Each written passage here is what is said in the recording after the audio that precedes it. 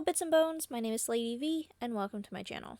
Today I'd like to talk about the movie Spree. Spree is a movie about a young man who works as a rideshare driver that's desperate to go viral, and he's got a deadly plan to achieve his goals. If you haven't watched Spree, I highly recommend it. This is going to be a spoiler review, so if you'd like to watch it, just go do that right now.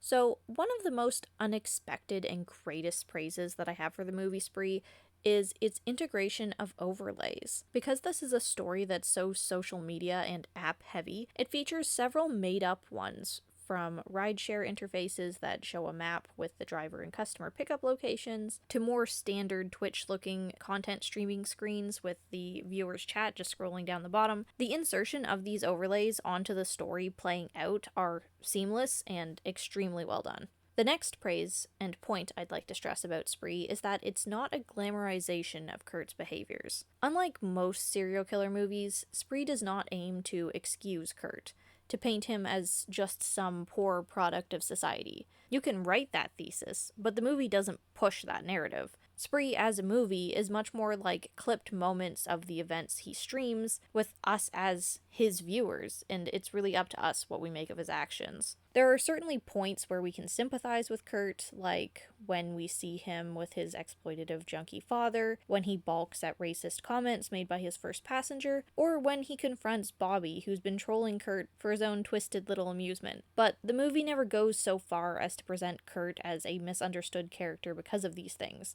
They don't make Kurt entirely redeemable, they're just better qualities that he has on top of the horrible choices that he makes. You can argue that he's a tragic character because he was so brainwashed by social media that gaining clout was the only way he could think to validate his existence. And I think Spree does a great job of making it a mix of both. As much as Kurt kills people, he doesn't do it with any malice. Their deaths are just a means to his end, which is gaining infamy and therefore acknowledgement from the world as a whole. His sense of self is extremely warped, which is a comment on society's portrayal and interaction with fame. We've all seen the adoration some serial killers or bad actors get from fans, and it's fucked up. But to others, in our real world, it presents the message that negative publicity works just as well as positive, if not better. Kurt is desperate to be somebody, and after years of pursuing his genuine interests, putting himself out there on the internet just to get ignored, he decides that any spotlight is better than no spotlight. And that's a sad but very real perspective. We see so often in today people vying for attention by doing questionable things. So hungry for recognition, they lose track of what matters, who they are, or what value reality has, because it's all about social media and how much engagement you get. It's an extremely dangerous mentality, and one that's undeniably spreading. One thing that I really loved about Spree, and what kept me thinking about it long after it was over, was the way that it incorporated other players on the spectrum of pursuing fame. There's the obvious Jessie, the comedian, and her tag-along friend, Uno, the influencer, and Bobby, the troll streamer. But there's also Kurt's father, the wannabe rapper, the supremacist event speaker, the Instagram models that Kurt feeds to rabid dogs. Everyone has a toe in the game of social media. It was so telling when Kurt meets Uno that it's just a landscape of manipulation and stepping on each other to get ahead. Uno rightfully kind of ignores Kurt when he first meets her and immediately plugs himself because that's just kind of rude and pathetic. But the second that she realizes he had a decent following on his stream, he was on her radar. Someone that she could use for her own end, because not only did he have potential, he was also still terribly desperate. Everyone was sucking what clout they could off of each other, not just in Kurt killing people, but also him constantly asking what their secrets for success was. I mean, just look at Jessie's tag-along friend. He's stuck to her like glue because she's more successful than him and tolerates him, but despite everything that he says, he doesn't value her more than what tastes of engagement he can skim off of her fans. When she denounces social media, he's right there with a phone in her face for the quick cash-in on followers. The theme permeating Spree was of people absorbed in the pursuit of success on social media, be that as a career, a means of personification, or to gain power through influence. And the one question Spree begs an answer for the most throughout the movie is, how do you succeed?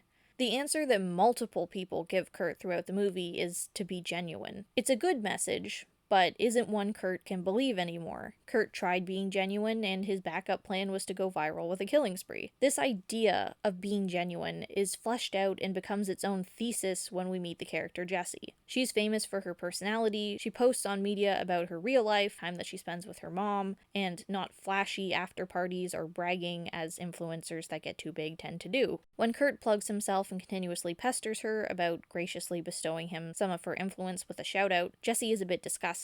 Kurt is so brainwashed, and apart from her brand of rawness in her comedy and speaking, she immediately looks down on him like he's less than human for pursuing fame with such gross fervor. When Kurt hits a pinch point, his plan changes to kill Jessie on stage at her comedy set because how dare she look down on him just for wanting what she already has and achieved, and with something so seemingly vague and unattainable as being genuine. A trait that Kurt apparently just doesn't fucking have, and that's infuriating for him. But there's a turn. When Jessie goes off script and speaks to the heart about meeting Kurt earlier that day to the crowd, she empathizes with him, humanizes him, admits that she used to be just like him. She talks about what social media and the pursuit of what others consider success is an undefinable rat race and how she's done with it. It's a really beautiful sentiment, and it almost seems like it'll change Kurt's whole perspective when he bursts from the crowd with his gun into the streets and doesn't make a show of killing her on stage because she acknowledged him. She acknowledged the genuine him. But unfortunately, he's too far gone and decides to kidnap Jessie to further sap what fame and knowledge he can from her status. A cat and mouse game ensues. Jessie kills Kurt, and when she sees the depraved amusement of the people in his chat, in her slightly crazed state of triumph, she has a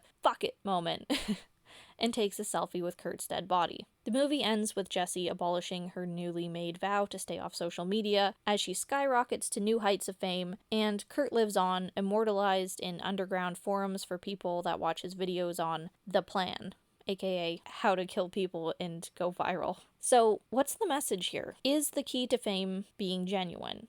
Kurt genuinely valued pursuing the plan over anything else, or what his life could have been, so finding an audience inspired by discreet serial killing methods was his legacy. But Jessie? I don't think that's the consensus for her. Jessie is a character that made her career off of being genuine, but she found her break into fame by abandoning it. She didn't want to be absorbed in the manipulative game of social media, and would have been happier without it, but she wasn't allowed to. Her friend, Kurt, all of her fans, they all demand that she remain in the social media sphere. More than the idea of presenting as genuine being the road to acknowledgement, I think that Spree's message is that once you're in the game of influencers, you don't choose to leave it. Fame is a commodity, and if you have it, people will siphon it off of you any way that they can. Jessie wanting to leave the social media landscape was a nice thought, but it was no longer her choice. It's a choice of the people to leave her alone. And would they? No.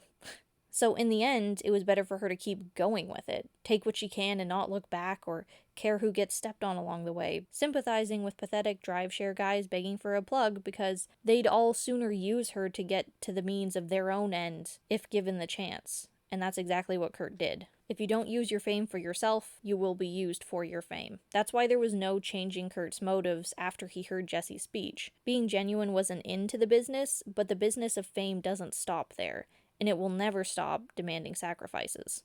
If you've seen Spree, let me know what you thought about it. There's so many aspects to talk about. I'm sure that I didn't cover all of them. I know that I didn't. I've got a sneaking suspicion that Bobby was an even bigger troll than originally presented. He was probably watching Kurt kill people the whole time and just pretending that he didn't see it to get a kick out of making him feel small. Not that he actually missed tuning in, because what are the odds, right? What critique of social media did you get from Spree? Because I'd love to hear it. Anyway, as always, I'd like to thank you so much for watching. A special thanks to my patrons. If you'd like to support me and my content, there's a link to my Patreon in the description below. You can find my content posting schedule in my banner, and I will see you in the next video. Bye.